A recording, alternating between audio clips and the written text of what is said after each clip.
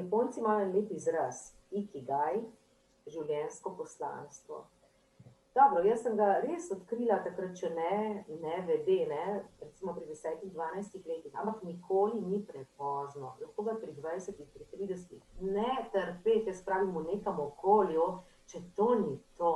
In večkrat na predavanjih, tudi odraslim ljudem v podjetjih rečem, ne predstavljam si, da je prvo, kar naredim, ko pridem v svojo službo v pisarno, grem do koledarja, ki je na steni, prečrtam današnji dan, 11. april in si rečem, samo še 22 let, 3 mesece in 4 dneve do penzije.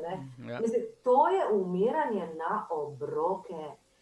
Dobro, vem, da pri 20 ali pri 40 ni enostavno, ampak stopi iz cone udobja, bodi pogumen in živi. Mislim, zelo se mi zdi pomembno, veš, ta razlika, ki pravimo, naj ne zveni zlajno, ampak a dodajamo življenje letom ali leta življenju. In tukaj zdaj vse, kar imam in je vredno.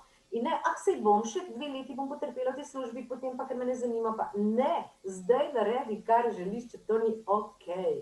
Ja. Mi zdi to res eno tako močno sporočilo, tako pomembno, da ni ovire, ki bi ti to preprečila, če se res za to odločiš.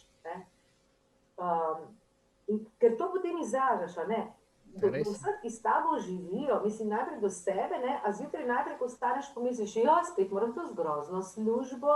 A se rečeš, jupi, gremo nov dan, nekaj novega se bom naučila, spoznala, dala in dobila, Jaz včasih pravim malo za šalo, veliko zares, ko kdo reče, dajte mi mir, danes sem pa, grem spet v službo in dajte mi mir, vstala sem z levo nogo. Mislim, tam je sedež na vlesem, stani z desno.